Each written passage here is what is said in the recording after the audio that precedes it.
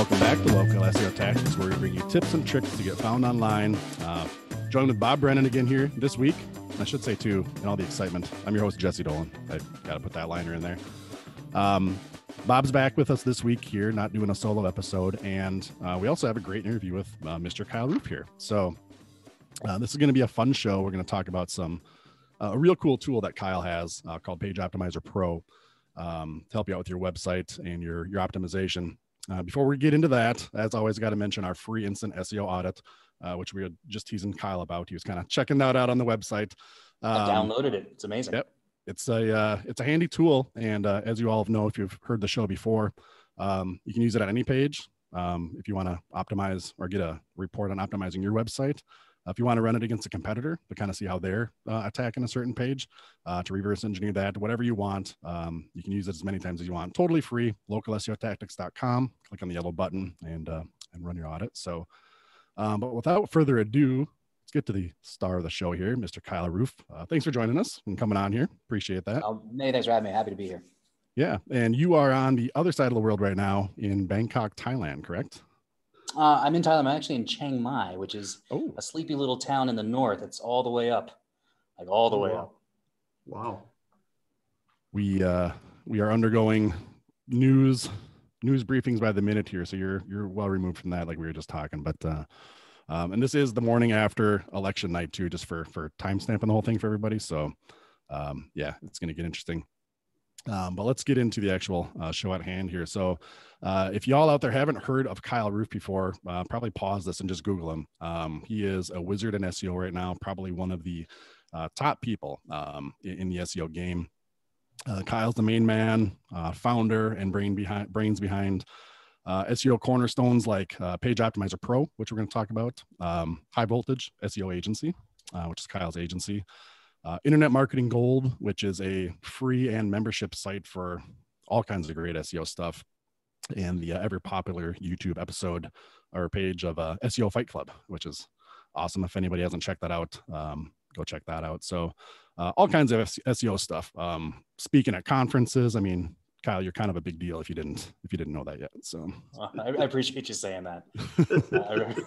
I'm glad those words came out of your mouth and not mine. Yeah, right. So I was just going to say, I was reminded when you're talking about conferences, that when you're leading to build up on get up on stage, I start killing myself about 5 minutes before, and where I'm just like, you know what, you could be in the audience right now. But no, everyone wants to listen to Kyle, don't they, Kyle? I just give myself all kinds of grief about just that sort of thing. Like, oh, you think you're such a big deal. Yeah. So do you ever look out in the audience and just kind of think, do they even care, that I'm up here talking, and you pick out people that are engaged, some people looking at their phone, and just, does that affect you when you're doing that?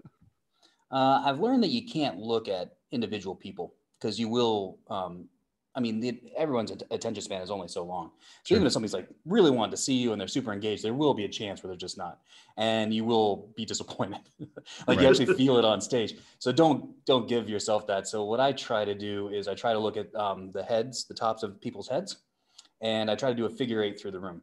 So I'll try to find different points where I can kind of do a figure eight, and then to the audience perspective, it looks like I'm looking at them because you can't really tell perspective wise. But then from my perspective, I'm also then sifting through, and then I'm also not setting myself up for disaster if it's just really falling flat. No, that is an art into itself, right? Just the stage presence and making sure you're still communicating and not being a just big blundering buffoon up there like I probably would be. So not at all. Yeah. And, you're getting paid to be up there too, right? So there's always that confidence of like, somebody wanted me here and has paid me to be here. So even if people aren't paying attention, keep pushing on. Yeah. So. And also it doesn't hurt the ego. I'm not going to lie to you. And the groupies. I'm doing it for the people. Actually, no, I'm doing it because I think everyone wants to hear what I have to say. Nice. So we want to talk about a few things with you today, Kyle. Obviously, PageOptimizer Pro, and I feel like the conversation is going to weave in and out of that. So we'll circle back to that in a second, if you don't mind. But first, there's two other topics that we kind of had slated to talk about. One is just to tease everybody how Google really works versus how people might think that it works. And I'd really like to dig into that to kind of tease some of that out, because I think, especially like in the local SEO space, if you're sitting there as a business owner, wanting to get more exposure in Google, that's really a big thing to kind of peel away the layers on, is how does that work? And I think we can start though with, you're also kind of famous for a lorem ipsum experiment / test / contest that you engage with, which I'd like to kick that off. If you maybe can kind of explain that to people, because I think that helps set the stage for, there's no secret recipe for Google, like a one size fits all. It's knowing about where to drop the right things in the right spots for what Google's looking for, right? And you were able to rank a page with basically mainly Latin on page that was nonsense as far as the actual topic, right? That's right. So lorem ipsum is the filler text. If you've ever built a website, and your web designer will first send you, a page, it'll have lorem, so it looks like words, but it's fake Latin. So it's Latin, but it's not even real Latin. It's just words strung together so that it gives an appearance of this is what text can look like. And getting to your point about how Google works, that's why I did this. So there was a competition 2 years ago in a public SEO group in Facebook, SEO Signals Lab. I think they've got 60 some odd thousand people. Yep. And it was a public, it was open to everybody in the group. It was the idea, 27% professionals or people that I think felt that they knew what they were doing got into it. And the idea was to rank for the term rhinoplasty Plano. So rhinoplasty is a nose job, and Plano is a town just outside of Dallas. And you were given 30 days. So, and it had to be a brand new domain. So this is a sprint, which is not overly realistic in SEO. But the idea was you have 30 days, you can pretty much do whatever you want. And at the end of 30 days, the site that is ranking the highest for the term wins. At the end of the 30 days, I officially took 5th in the competition. And then about 2 weeks later, my site hit page 1 for the term. And then about 2 weeks after that, I was number 1 organically. And I was also number 1 in the maps. And nice. That's when people really started to lose their minds. And I hadn't really done anything. I hadn't done anything to the site since the test or the competition was over. It's just, sure. All right, there you go. But the site was completely written in lorem ipsum. And what I did is I did the math that Google wanted to see for the term rhinoplasty Plano. So the exact keyword, its variations, contextual terms, and then on very specific places on a page where Google's looking for these things, I copied and pasted them into the lorem ipsum. So when you read the page, it'd be like, blah, blah, blah, blah, nose job, blah, blah, blah, blah, Plano, blah, blah, blah, Texas, that kind of stuff. So those terms were in there, and they were in very specific areas. And I did it to show that Google can't read. People want to think that Google can read like a human can read. And Google is right. Remarkable. It's one of those, if not the most powerful thing ever created and what it can do, but it is not a human being. It's an algorithm. And as such, you can satisfy an algorithm by giving it the math that it wants. That's the whole point. So it's not going to read as a human being can read. It's not going to see that this is gibberish. It's looking for those very specific terms in those very specific places a certain amount of times. And that's what I gave Google for the site, and Google responded. People might say that I wrote nonsense, and I would actually disagree. I wrote the most relevant page that Google's ever seen for that. In Google's eyes, right? Not for human beings, but for Google. So for what the algorithm needed, this was the most relevant page. A couple fun facts, follow-ups to the story. So a few months later in November, Search Engine Journal wrote an article about this. And the guy that wrote it, I barely call him a journalist, but he wrote it as though he did some investigative thing and he found what's going on. And he published the guy who won the competition officially, and also myself. And he put my name and my site in the article. Didn't call me for a quote, or that which wouldn't have been difficult because he could find me on Facebook. But about 6 hours later, Google de-indexed the site, which is fair play, I guess. Sure. But that night, from about 1:15 a.m. to about 1:27 a.m., Google de-indexed 20 of my test sites that had nothing to do with the competition site. They weren't linking to each other at all. And sites that had nothing to do with each other. They were on different hosts. Interesting. Different, some with who is protection, some without, all just different types of things. A couple of them linked to each other, but not too much, just on stuff that I test. So these are all the sites that I use just to test things. So that happened, and that was not very fun at the time. But what occurred to me was that one, some poor dude's job for a couple of days in Mountain View was me, which was kind of funny. Yeah, this guy is like, I have a PhD from Stanford. You know? Now I'm trying to And find these guys' websites here. right. But it completely validated everything that I was saying. Yeah. If I had gotten lucky, or if I was talking nonsense, Google would have rolled their eyes and moved on. Yep. But I showed how the algorithm worked. And that's, I think, where where they got upset. Roger Monti, the guy that wrote the article, said that I did this to make fun of Google. And that couldn't be farther from the truth. I did it to make fun of people like Roger Monti, who have been telling people for a long time that content is king and all you have to do is write good content.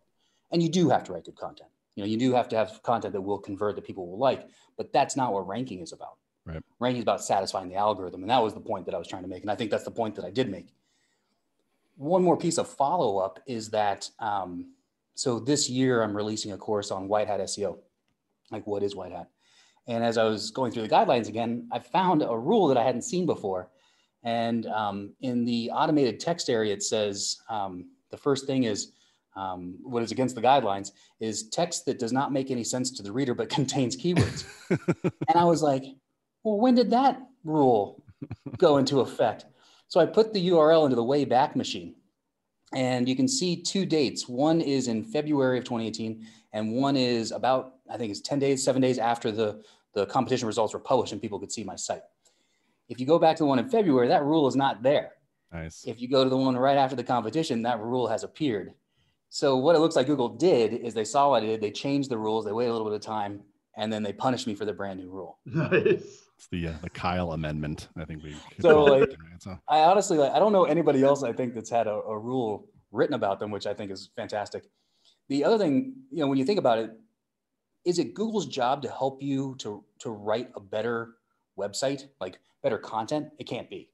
Like, their job isn't, and that's not within the guidelines of like this, you know. So if it's my fault if I write words that people don't understand, right? Sure. That's me as the content creator. So they just really made up this rule just for this little specific situation. And they came across that really, I think, kind of pissed them off a lot. Oh, I can imagine, right? Like, you know, I mean, the Google algorithm and the recipe for Coke. I mean, those like things that nobody really understands. It's a lot of mystery, or at least they guard it. And if somebody kind of catches on to the secret, you know, yeah, some jerk comes along and just does this. I'm kind of wondering if we're safe talking here. Maybe we should kind of keep the topics pretty guarded. Maybe we I don't know. Maybe we should. Guilt by association, right? But no, I think that really does lay out the thing. Like you said, good content, you know, is key for some areas, but ranking is really it's a way to generate traffic, right? You get people on your page, then you want to convert them with good content and user interface stuff, whatever. Really, the first things first is getting your site to rank in Google. And kind of like I try to explain it to people is you're doing this for Google. And if you can elaborate here as we get into, again, how does Google work versus what everybody think? It's not the same as a human being. You know, they're looking for what was your intent, you know, and they're trying to guess a lot now as they get more sophisticated, right? What your intent is based on all these different factors. So if you could, you know, just start with somebody, again, if there's somebody listening here, a marketer or a business owner, you know, for their local service shop, they're saying, God, where do I start?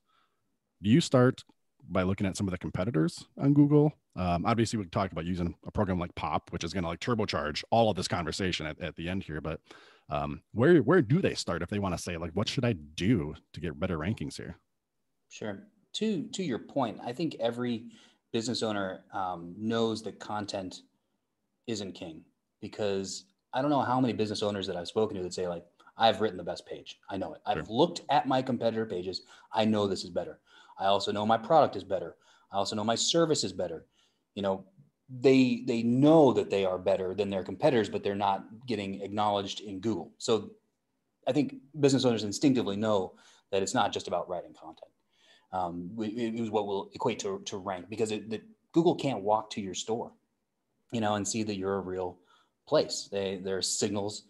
I think you recently had an episode on citations, you know, in your NAP. Google has to look for those things to see if you're an actual legitimate business or not, because Google can't go to your storefront and be like, oh yeah, these guys are real. There are signals that Google has to look for. So kind of keeping that in mind, where is Google going to look for this information, or what can they do, or what can we do to kind of figure that out. And really what's comforting is that the secret is hiding in plain sight. Google shows you the sites that it likes. It shows you the top 10. It doesn't hide the top 10. You don't have to like click extra for it. Those are the sites that Google currently likes for your particular term. They're right at the top. Right, they're right there. Right. And it comes down to liking their on page, their off page, or a combination of the two. And that's really it.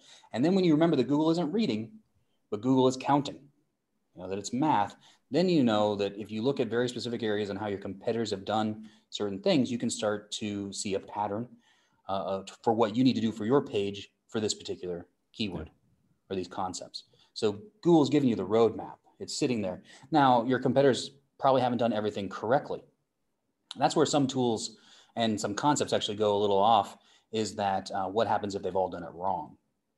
Could you have a wrong roadmap? So, but sure, you can look at the general guidelines of what Google is giving you with that SERP, and then you can apply best practices on top of that. And then you're going to end up with a page that can probably rank pretty well for just about any term you want to go after. I want to get your opinion on this too. We'll tell customers, because again, most of the people we work with are very local, right? Like we're up in Minnesota. So somebody may be focused on like the Minneapolis area as a market. And to your point of sometimes the results for your specific niche may be a little tainted and having some bad results and some bad commonality between everybody. We always say, go out and see what's happening in Chicago, see what's happening in St. Louis, other markets too. Don't just be keyed in on your own backyard, because if it's a similar product or service search in a different market, there's going to be different competitors, and kind of widening that purview of all these things you're taking into account. You may find something totally different in Chicago, which is, much bigger than Minneapolis as well, right? If somebody's dominating in Chicago and you can key in on maybe a little trick or two that they did, you should be able to crush it in Minneapolis if nobody else is doing it, or if some of those things match up for those signals. So totally agree. The other thing too is I don't understand why people don't just look at the main competitor and just basically copy what they're doing. Like you can't plagiarize their words, but look at their site structure. Why isn't your site structured like theirs? When you go across like these brands that you could emulate, you don't want to reinvent the wheel. You can't out trick Google. You can't be like, oh, mine is so unique that Google's going to love it. No, Google's not looking for uniqueness. Google's looking for something that it understands. It has to understand what you're talking about. It has to then like it. Those are the two things: understanding it so it can index it, and then liking it so it can rank it. Look at the people that are crushing it. I always look at, it's like, should we do this or that? Well, I don't know. Let's go check out what Adidas is doing on their website, because they pay their SEOs millions upon millions of dollars. Right. Let's go look at Wells Fargo. If you're in the fintech space, let's look at, some of these sites that they clearly are. It doesn't mean they're doing it right 100% of the time, but they might be onto something. Right. It's a good idea to check out those, because they have the money to experiment, yep, to give it a go, and they've got the teams in place, and they probably are employing the people that you're listening to on podcasts and stuff like that. Like when you go listen to a lot of the mainstream podcasts as well, like those people talking, they do actually consult for these companies, see what they've actually put into play. Right. And you can get a lot of great information just by looking at what's ranking, what's out there. I think that's a great tip. That's something, Bob, you don't know this, Kyle, but Bob and I have been business partners for over 20 years. Before, SEO and Google, we did like traditional marketing. And even back then we would leverage the same stuff. We're just a little brick and mortar company in the Twin Cities. And how should we make a new brochure or a sales slick or a flyer? Like, what did Nike do? Or what did these brands, like you said, they've done all the psychology, they've done the A/B testing, they've got the marketing budget. Look at how they're presenting or comparing and contrasting things, and try to bootstrap your own version of that. The same is true, for SEO and for web rankings. You're absolutely right. So, do you think they did those images and those colors accidentally? They had focus groups. They have the money for focus groups. Right. Just use their focus groups. Very, very much on purpose. And if, kind of like you're saying, if you can, marry people who've done the testing and the resources and their ranking in Google, there's probably some things there you can learn if you just take the time to kind of study it. And I'd like to jump over to Page Optimizer Pro, right? Which is kind of the A topic here. I've mentioned it in a couple episodes here, kind of teasing people about it. It's something that we use and really helps. I don't know if you want to say shortcut, because there's a lot of work, that it can be involved with it. But it maybe takes some of the guesswork out. Like if you can't read the tea leaves of the SERP, and try to decipher what you're saying, these top 10 sites and these are the features. I'm going to do it just a very simple drill down, but that Page Optimizer Pro kind of gives you that, right? Like, here's what they have in common. Here's how that compares to yours. And it gives you these recommendations. That's right. So once, when I was doing my testing and I realized, oh, this is kind of how the game is played. Like, there are signals, there are places on the page that Google's looking for things, and we can count the words that are in there. We can count specific words too. The exact keyword that we want, variations of that keyword, and then contextual terms. We can count all those things, and then we can see what's going on in each area. So the original version of POP, which still exists, gives you a signals by signals. So the signals that we know move the needle. These are the ones you should be looking at. What we've done is we've gone through and done all the counts for you. Recently, we've done kind of an algorithm on top of our algorithm where we then make decisions for you. Because even in that scenario, you still do have to make some judgment calls. You as the SEO need to decide which terms you're actually using, how you might be applying them. And I realized that, especially like business owners, they get the concept, but even then it's hard to make those judgment calls. What I realized is like we can actually go one step farther and put math on top of math essentially and say, okay, we'll make those decisions for you. Now do this. And so we've broken it up, the page, into 3 areas: your title, your subheadings, so your H2s and H3s, and then the main content. And we basically have now just used these words this many times in this range. Yeah. Each of these sections. And what we're finding is that just following even that, so even if you're not going line by line, but getting kind of each of those areas, which are very important areas on your page, getting those dialed in does a lot of the heavy lifting. Yep. Call it like an 80-20 rule, but it's not even. It's more effective than that. More like a 90-10 kind of a situation. Well, it's been cool. We've been using POP for probably a couple years now, at least 18 months. And really seeing it evolve as of recently with making these a lot easier. I think you're calling it the content brief, some things like that to really take more of the guesswork out of it. And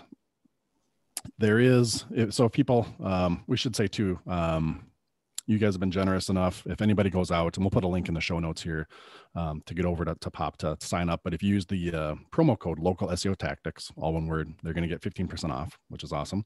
And it's not that expensive anyways too, right? Like everybody should definitely check it out. You're going to love this tool. Put it in your arsenal. It's on our resources page too. We're very frontal about it. But there is, I have to have the right words here. Like, is it express or a light version versus kind of the comprehensive run? If somebody's jumping in for the first time right now, again, as the maybe marketer for their company or a business owner, you think they should go kind of that express light route, or should they just dive right in? Yeah, if you go express, what happens is POP will make the decisions for you on a few things, such as which competitors to use. Because, obviously the secret is hiding in plain sight, and it's based on those competitors, but there are some competitors you want to remove. These are mainly Facebook, YouTube, Pinterest, those types of social media sites. They're not there because of their on page. If you do the express, POP will remove those automatically for you. A handful of others, but POP has also matured in the algorithm that we have, that we can handle about any type of site and look to see if it's an outlier. So sometimes you might have a SERP that's got an Amazon page. Should we include that or should we not? We're now confident enough with what we're doing that I would include it, because we can look, POP can actually is breaking down the page into a lot of different things, but it can find things that's like, this probably isn't helping their on page, but this actually probably is. And we can actually pull out those parts, and then we can reinforce that then in the recommendations that are provided. So if you go express, POP's making all those calls for you. You don't have to worry about it. If you get in and realize, I do want to tinker with the competitor list, I do want to look at some of those terms that POP is using to evaluate the pages against, you can immediately switch to full, get over there, and then it's completely customizable. So what we're trying to have this set up is that if you are completely brand new to SEO, we're getting pretty close to making it that you can do it with almost intuitively. Like that's the hardest thing is trying to get it. And then that's what we're really trying to do, is we're trying to get it so that somebody who's a business owner, somebody who's just a content writer, they're not in SEO, but they know they need SEO content. We're trying to get it so that they can handle it. But then also, people like yourselves that are advanced SEOs, you've been doing it a long time, handle it. We then have an advanced strategy section that if you want to go in and you want to make all those judgment calls, we can do that. And then we also have it so that for like the super advanced, not every situation is the same. And we need to evaluate this, that. We can actually help you set up parameters for different, we need to go super conservative here. This client can't have any kind of drops. They can't have anything going on. We have like conservative mode. And then you're going to get the most conservative range. Yeah.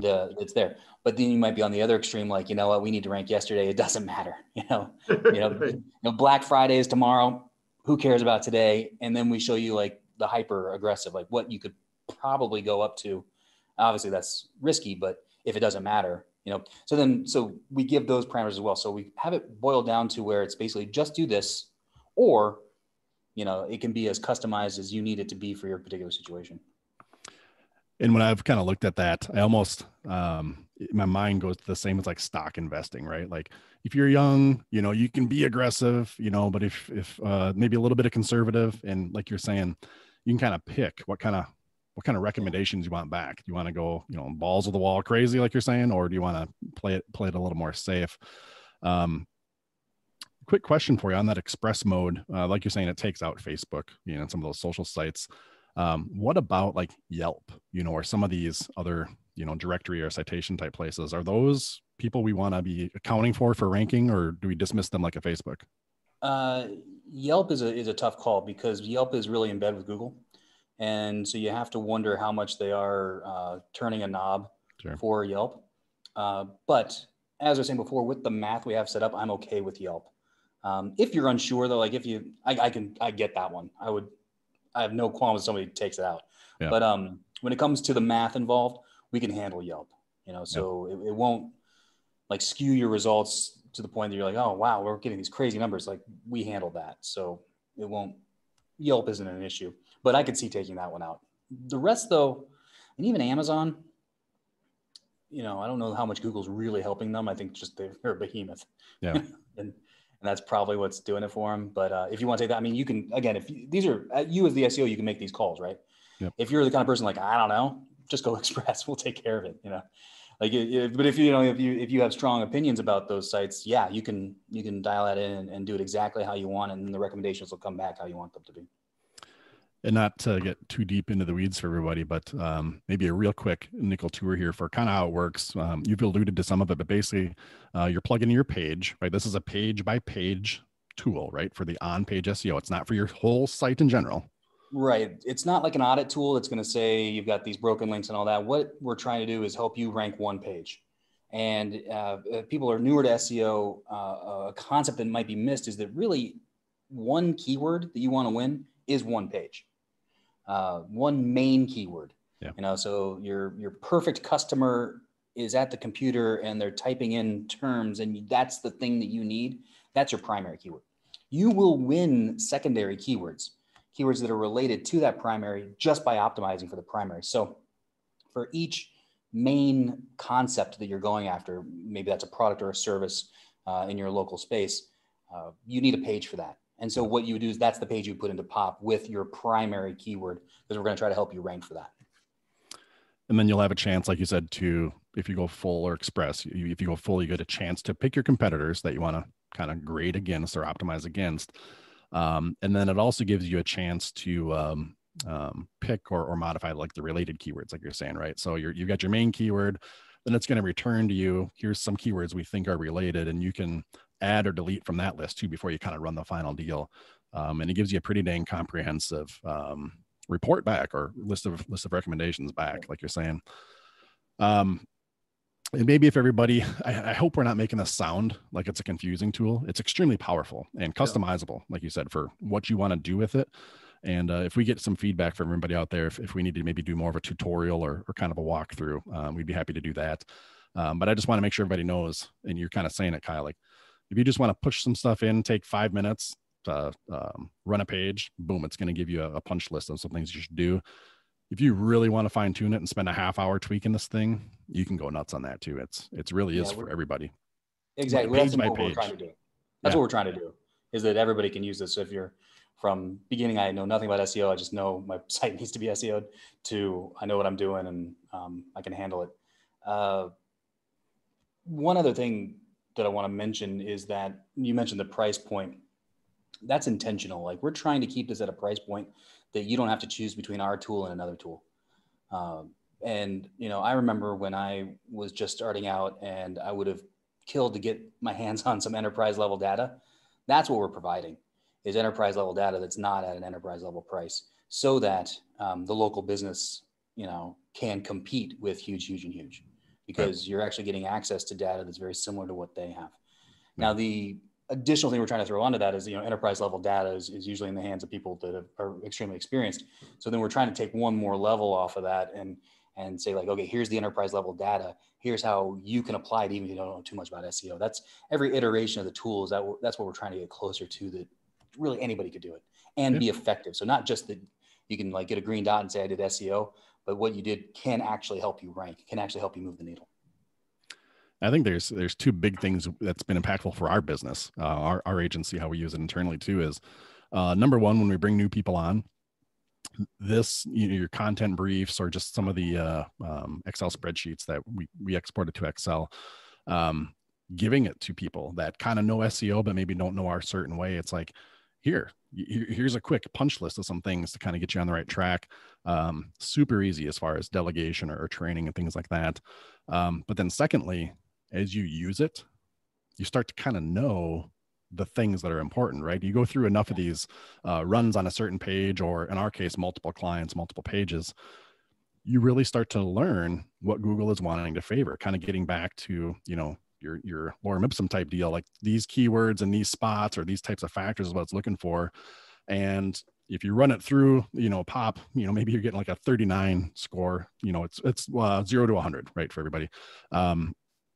As you use this more and more and you're developing your page before you run it through pop, you'll probably find you're starting to score in the 70s or the 80s just by understanding how to put a good SEO page together and then analyzing it against your local competition. So people tell me that a lot, actually, that use the tool for a while. They're like, when I first started, I was scoring 10s on my page, but then like now I'm in the 60s because it actually trains you to write a better page, and then what's also nice about that, and I tell people often, one of the best ways to use pop is to kind of do that first run, get some general guidelines so that you have some structure to what you're doing, make an outline off of that, and then write, and don't stress about it too much. Then come back once you have that completed document, run it again, and then edit for SEO. Yep. So kind of get that framework or get those concepts together, write it, or give your content creator a brief on it, saying this is approximately what we need, but don't press the SEO too hard at that point. Let them write, let them be creative, and then come back and edit on top of that. And you're going to come back with some pretty good pages. Yeah, makes perfect sense, man. We also use it kind of quarterly. Like, things change. Google changes for what it's looking for. The competitors change. Like if you trump somebody, they're not just going to sit there and roll over. They're going to make some changes to try to trump you. And then as we've all seen in 2020, like the market changes, things pop up out of nowhere, like coronavirus, and totally change the landscape, what people are searching for. So even if you are, good at SEO, you use pop, boom, you're on the top of the SERPs, first place. That may change for you, right? And what we do is when our rankings change, because they will eventually, run and pop right away. So before we go in there, it's like, oh, what's wrong? It's like, well, let's run it and see what's changed right now, who's in the lead and what's Google favoring. And it just like on the front side, it helped you on that back side too. If you're ever having problems, it's just a super handy way to go about it. And like you're saying too, it's not price prohibitive. We're an agency, so we use this on multiple websites. Even if you're a business owner out there and it's just for your company, this isn't a subscription. It's like a gym membership, man. You can just set it and forget it. And if you use it, hot and heavy for the first quarter, and then you just come back to using it every month a little bit, it's going to be hitting your credit card and you're going to have no problem with it. Because whenever you need to use it, most companies, if you sell a product or service, you're getting like whatever, 50 or $100, right? If it helps you sell one more thing a month, you'd be more than paid for the thing, right? It's paid for itself. Yeah. Two things on that. One, I've always liked the mentality that we all think we're the only SEO in that space. Right. Everyone thinks that. Everyone thinks that they are the only one that's doing anything to this SERP. And so when like things don't work, or like if they did something, then somebody jumps over them, they're like, how's this happening? What's Google doing to me? Well, there might be a couple other SEOs in play, right. But nobody ever thinks that. No, it's Google. It's Google messing with me, man. Right. Like, it's never ever like, oh, there might actually be 6 other SEOs that are trying really hard right now on this space. Right. The other thing on the monitoring, so we're actually going to release that feature. We're hoping by the end of this year where you can actually set it in pop and we will rerun on monthly, quarterly, whatever you would like, oh, wow. Looking for changes in the SERPs. So when, a site drops out and somebody drops in, and seeing how that impacts, and then we're going to shoot you the recommendations like, hey, you know what? These two dropped, these two are in, it's torqued things just as much, maybe add a few terms here. So that way you can, like as an agency, you can stay completely on top of any time there's any movement in the SERPs. That'd be spectacular. Even if you're not an agency, quite frankly, man, that's Oh yeah. Oh yeah. If you're just, proactive again, if awareness this is your livelihood, it might be right. important to see if Google moves. Right. That's something Bob and I were talking earlier, and we talk all the time is this is better than any sales team. If you can be at the top of Google, I mean, Right. Your website doesn't call in sick, but it doesn't go golfing. You know what I mean? Like Right. Yeah, it doesn't have bad days, DWIs. It's if you're not using tools like Pop, if you're not investing to make sure you're proactively, staying there, and doing SEO, you have to, because like you said, Kyle, the other people that are showing up on the first page probably are.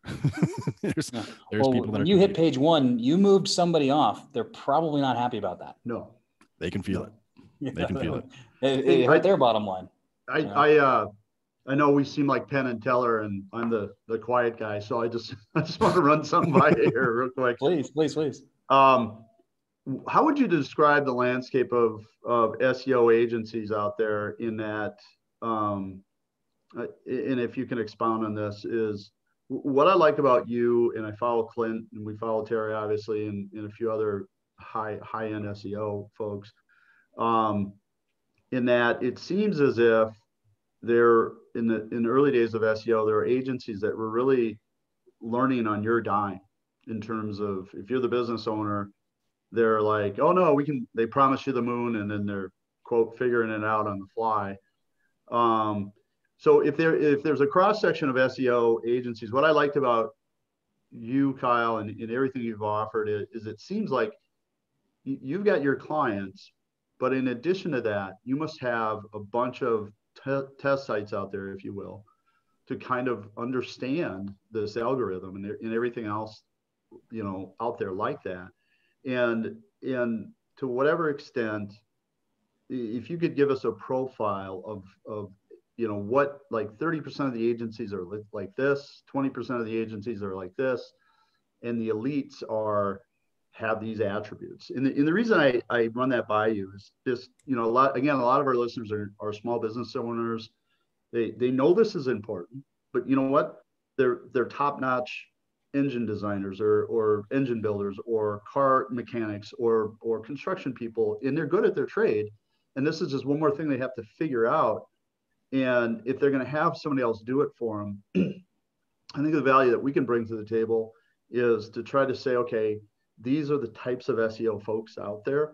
These are the attributes you want to look for. And so if you could just kind of, give your version of what do you think the profile of various SEO agencies out there and what the best of the best have in qualities versus, my sister-in-law that today she's an SEO person. You know what I mean? I've lost a lot of contracts to that sister-in-law. Yeah. Right. Well, my sister-in-law just put up a WordPress blog, so she's going to take over our SEO. I don't know. Right, you're good then. Solid. I think, so let me kind of tell you how I got into testing. I needed to learn SEO like that day, and because I needed to put food on the table. It was really kind of where I was at. And I went on, I needed to put a plan together, and is this a ranking factor? I did a search kind of like that. And 3 answers on it said yes, and 3 said no, and 3 said maybe. And I was like, well, that's really not going to work. Right. And I was like, oh, they don't give answers on these types of blogs, these types of things, because they're all running their own tests. And why would they give away that info? So then I started building my own test sites to give things a run. And in 2015, I gave a talk on it. It was my first public talk where I was on stage about how I was like, hey, this is the way that I figure out how to set up some SEO tests so that you could actually really reduce a lot of variables and maybe get down to about as close as a single variable test as you can. And this is what I've been playing with. And I presented that. And it was to a room of really high level SEOs. And I thought that this would be a collaborative thing where I would be discussing what I was doing. They would tell me what they were doing, and then we'd all maybe find out something kind of cool. And about 5 minutes into this talk, because it was interactive a bit where people could ask questions, I was like, oh, nobody's doing this. Like, No one is doing it this way at all. Wow. And I was like, oh, okay. That's when I realized I was like, I might have something here. Yeah. You know, like that I might have figured something out in terms of what I can do. So you don't have to run tests like I do to be an excellent SEO. Obviously, there are fantastic SEOs that don't, but being able to find the answer and having a way to find the answer is imperative, because, you know, I don't know all the answers, but I have a way to do it. I have a way that I figure out that I can do it. I've also got a support system of SEOs that I trust. And there are people that I can talk to and I can bounce ideas off of. So you need to have some way for you to get the answer, so that when the client asks the questions, you don't have to, well, it depends. You know, as soon as you say that, it's probably the wrong answer. Right. But you can say, like, you know, here's my experience, or this is what I've tested. So this is what I think, but I can find that out for you. And here's how I can do that. Like, so you need a way to be able to kind of convey those concepts. I think it's not a bad thing to ask an agency what they're testing right now, because even if they're just doing case studies, they should be doing some case studies, right? Or they should be gathering some information of some sort. So if you're in the proposal stage and you want to, you know, you're really not sure, you can say, like, hey, can you show me 2 or 3 most recent tests? Or what are you guys testing right now? And don't send it in an email. Do it on the phone call so you can hear their reaction. Right. You know, So I mean, that's a Zoom. That's a big drop dead moment where, like, okay, what testing are you doing? And if they kind of say, what do you mean by that? Or I mean, not to disqualify them, but you know what I mean? You know, but you want to know that they're like, because you know, people, and I don't like this question a lot, but I get it a lot, is the you know, Google's changing all the time. How do you stay on top of things? And my response to that is, Google isn't really. You know, when you look at the bell curve of Google, there's like the 10-15%, that outlier, that's what Google's going after. Okay. But there's like 70-80% in the middle that they economically cannot change. You know, they can't change their algorithm so radically because it would cost them so much money. Right. Oh, sure. And the only people that really complain about Google results are SEOs. Like, human beings that use Google on a regular basis aren't complaining about the results. So there's no reason for Google to spend money to change something that people like. Right. You know, the only thing they're going to spend money on are to try to get those outliers that are trying to game it. That's really what they're after. But that middle section doesn't change a lot. So a lot of tests that I run are just to confirm that the middle is staying in the middle. And I can tell you that it does. You know, but so, like, I know that people want to ask that question to agencies. How do you stay on top of Google? I don't like that question because I don't think it's really it doesn't quite get the idea of what Google's really trying to do, I don't think. But I would say, like, you know, where are you going with SEO? What are you looking at? What are you interested in? Because they should have things that they're interested in, right? I mean, you think you should. Yeah, to me, I mean, hopefully that makes sense to a lot of business owners out there, just because, you know, again, how do you find a good accountant? How do you find a good mechanic in terms of, or other things that you don't normally need, but now you need it. And boy, do you need it. And you just, you know, okay, so we go recommendations and stuff like this, but this point that you just made, I think is critical. You know, if you're going to be spending, you know, $20,000 a year, which is probably what you're going to spend on a valid SEO company to start with, you want to make darn sure that you're getting return on that at least in, you know, 3 to 6 months. But before you get to that point, you really got to understand what questions to ask and what tools they're using. Yeah, that's not that question to ask either. Like, what tools do you like? And it doesn't really matter, but just like that, an agency should have a suite of tools that they're using, because there isn't one tool that does everything. I mean, you know, my agency, we do like Pop, believe it or not, but you know, we use other on-page tools. We like Cora, you know, from Ted Kubitis. That's a fantastic tool. Yep. If you're brand new to SEO, if you're having trouble sleeping on a Thursday night, you can grab one of those Excel sheets and just let your eyes go. There's no other tool that gives that much data. It's unbelievably powerful. It's so powerful. But you really have to know what you're doing, you know, I think we evolved into that. To do that, right? Yeah. I mean, we use both those tools, but we evolved into Cora.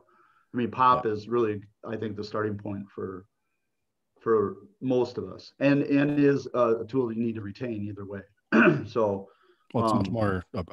Core is awesome, right? Just like, this is no slight against Core at all, but Pop's very approachable. it's web-based. You can have that express version, and people just kind of plug a few things in, and it's fantastic. Absolutely fantastic. Yeah, I Ted, think 80, what is your 90% of the people should use POP, and then that elite might jump into Cora at some point. I mean, it's QuickBooks versus whatever. Yeah.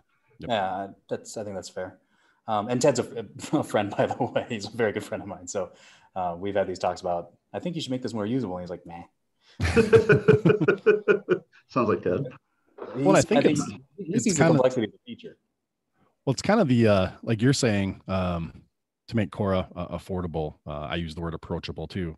Things like that, to where Ted's almost kind of like, and I'm putting words in his mouth and projecting, but it's not for everybody too, right? Like you have to be a little bit advanced to really use it, to digest it and things like that. And it is more expensive as well too. I mean, you kind of have to have a certain threshold to want to use that, that tool. So the positioning makes sense, right? So yeah. Bob, can I add one other thing too on talking to an agency? So in our agency, I think one of the biggest fears that people have are that I'm going to give this agency, who I trust, at the beginning, I'm going to give them $2,000 a month or $1,000 or $500, it doesn't matter. And they're going to get through a month or two, and they're going to have the question of what are they doing? What have they done? And on my team, what I tell people is with our account managers, that's the one email we can't get. We can't get the email that says, I don't know what's going on with my project right now.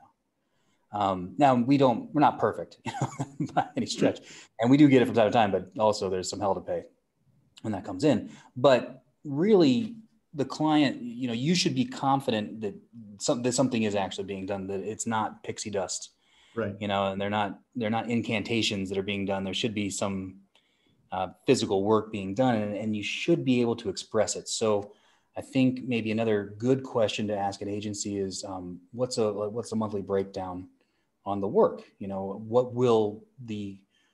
does a successful month look like just in terms of work being done? Right. Ask for an idea on that. What we do in our agency is we actually have a point system. So let's say your budget is $2,000 a month. We call that 200 points. We've pointed out all the activities that we might do. So when we talk about your goals, they would say our goal is to do this. Okay, good. We think these strategies are what we need to do. And that's how many points, this strategy is this many points, this is this many points. So that's a conversation that happens at the beginning of the month. During the month, we talk about, okay, this is what we're now doing. And at the end of the month, we show the work that we did. So you can see at the beginning of the month what we will do. We talk about in the middle of the month of what we are doing. At the end of the month, we show what we did. Right. And that way, people can see where that budget is going. So the question to ask an agency, I think you're getting into, is like, can you show how you're going to be using my budget? And we're completely transparent too, in the sense of like, 50 points here, that's going towards software fees. We have licensing fees. We have to pass that on to you. That's what this is. Then we have an open file fee essentially. We have to do admin to keep this going, to make sure that we can communicate with you. And that's what this fee is right here. Right. And we break it all the way down. And not everybody needs to be that detailed, but I think a good thing to ask is, what does a successful month look like in terms of the work being done? So they can see like what a normal month would look like. What's the output going to be? So that at the end of the month, I can see where my money was spent. So, I mean, really, it's good communication. Yeah. And I mean, if like you said, if people are hiding behind the veil and not really being transparent with, work that's being done, let alone results, obviously, in terms of, as business owners, that's what we want. We want to see, we want to see results. Now, I would imagine the other thing you're up against is most business owners want it, yesterday, where, you've got to set those realistic expectations and then have metrics that, these are indicators that it's working. I mean, we all know about reports and, hey, this is where you're ranking and this is your traffic, but at the end of the day, like we say, if the phone isn't ringing and the email's dinging, those are the real life metrics, along with all the infrastructure pieces that you're talking about. And that's something else that an agency that is experienced, or an SEO that's experienced, they can actually give you a reasonable expectation. They can say, this is the work we're going to do, and the idea is that we're going to be here when we get there. Something that I did in our agency that actually really helped a lot is because people get into the what have you done for me lately mindset. Right. Small business owners do. Because you'd be like, you got them 20 calls this month. And they're like, well, we got 20 calls last month. I'm like, yeah. Well, why didn't it go up to 21 or 22? I'm like, well, I don't know. Like, I'm not actually making these calls. But what we started doing is benchmarking pages. Because so like in Pop, you're optimizing a page. All your activities are geared towards this particular page. We're putting our efforts here and whatever those efforts might be. But the idea is that we need to see how this particular page is performing. That was a big step forward for us just in benchmarking a page. So let's say this page exists on the site and we have our target keyword and we've got secondary keywords that we're interested in. And we benchmark all that not where we're ranking though for them necessarily, because that doesn't matter at the end of the day. What matters is this page getting impressions in Google? Is it getting clicks? And is it getting conversions? And we benchmark all of those things so that we can actually see if this page is doing anything. The work that we're putting into this, is it actually bringing any benefit? And a page that is performing well will be picking up keywords. So you'll see that in Search Console and you'll see that the impressions for that page are increasing. But what's interesting is that you'll see that the keyword rank, the aggregate rank, is dropping. The reason is because you're picking up keywords and they're ranking lower. Yeah. It's actually down the total average of the page. But people look at that and they freak out. Like, my page is dropping. No, your page is expanding. You're actually gaining. They also see click-through rate drop and people freak out. Well, no. It's because we picked up 10 new keywords. They're on page 6. They're not getting any clicks. But so it's hurting our overall click-through rate, but you're now casting a wider net. Right. So you need to see that impressions are increasing and then that the clicks are increasing. Are we actually then getting clicks to this page? And then whatever the conversion point is, that needs to be monitored as well. Because you can then see like, hey, we're getting a lot of impressions. We're getting a lot of traffic. People aren't buying it. That's not my fault as the SEO. Right. There's something on this page now that people don't like. It's not, the message isn't matching, or sometimes you have to tell, you don't say this, but it's like, people don't like your product. I hate to break this one to you, but, but you can at least benchmark it and see it so that even if you have that flat month, you can also say like, we started here, now we're all the way up here. Yeah. This was a flat month, but you can see where that growth has come from. So just to kind of, drill that back down for everybody too, especially using free products. Chime in, Kyle, if I'm off base here, but basically distilling it down, check out your impressions in Google Search Console. That should be going up. Check out your organic traffic through Google Analytics. That should be going up as well. So you're getting impressions and clicks. And then whatever your conversions are, if it's phone calls, email, forms, whatever, that should be going up too, right? Even if you're not ranking, or because like you're saying, if you're monitoring rank on this one keyword, but now you're getting traffic on 7 other keywords that you weren't monitoring the rank for, like you're blind to that. At the end of the day, it is those impressions and then that actual traffic to your site. That's the real stats there. So keyword ranking is not a KPI really at all. It's a vanity situation, because to your exact point, your keyword, you might never win. It might be a keyword that is just pie in the sky. You're going up against huge. They've got marketing budgets like you wouldn't believe, but you still want a page and you want to optimize for that, because there are those secondary keywords and you can start winning a lot of those. Often those longer tailed secondary keywords, which are lower in search volume, they're often more buyer intent. Yep. Would you rather win the sexy one that converts no one, or the one that only has 10 clicks a month, but 2 of those people convert? Right. Specific for what they're looking for. And if your page says I have this, so then you build this page for this one target keyword, you're watching it and you're stuck on page 7 and you think your SEO is the worst person of all time. Really, your SEO's problem was they didn't convey very well that actually this site is now ranking. It was ranking for 100 keywords. It's now ranking for 400 keywords. Our net is this wide. We're getting all these impressions and we're getting on terms that are more likely to convert. Right. So, all right. Well, I think we've probably taken up our budget time with you, Kyle. Appreciate kind of going. I don't care. Okay. Yeah. You got all the time in the world over there. It's nighttime for you. We're just getting our day going, right? So we're just keeping you up is all we're doing, I suppose. Is there anything else you wanted to add though, Kyle, about Pop, about kind of these concepts, or did we kind of round out everything you think that everybody out there needs to know for how to decipher this stuff? I think so. One of the things that we actually do a free training every week on Pop. When you get in there, you can sign up for the workshop that we do. I actually break down a lot of SEO. So it's about a 45-minute experience, but I walk through kind of what fast and effective SEO can be for your on-page. And then I kind of give a talk about how Pop can help you with that. But if you're very new to SEO, this might be good for you because you can actually use any tool. People watching, I don't want to use Pop, or I used it in the past, I hate it. That's fine. You can join the workshop and just learn some SEO. And then I come in live at the end and I'll answer any questions that you have. Specifically to using Pop, to what you saw in the webinar, or a pretty open resource on, I haven't turned any questions down, like, nah, we didn't talk. That's fine. If you have an SEO question, I'll answer it. So I come on live at the end and answer any and all questions, and I'll stay on as long as people need. So awesome. That's a huge value. That's huge. Yeah, so people are listening, they want to do that, jump on, learn some SEO. You have to go to Page Optimizer. You don't have, you have to have a subscription. It's in links in the footer on the homepage. Cool. Just join a workshop, and then I'll help you learn some SEO.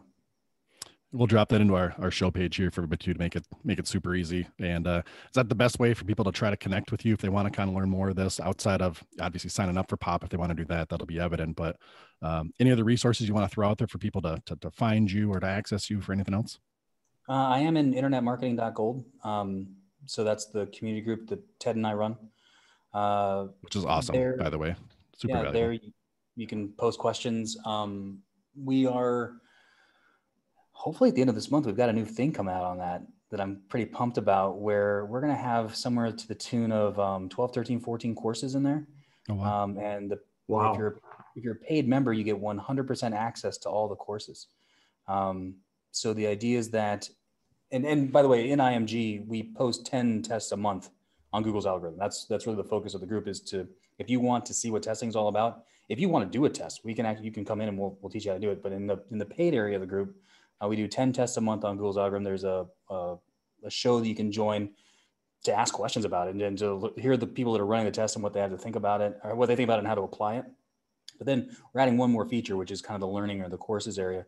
So I'm launching a brand new course in that. Ted is launching a brand new course as well. And then there's some courses that are being made for us. Some are existing courses, and we're bringing them all in one spot, but 100% access. And I think we're going to charge something stupid like $79 a month for it. Jeez.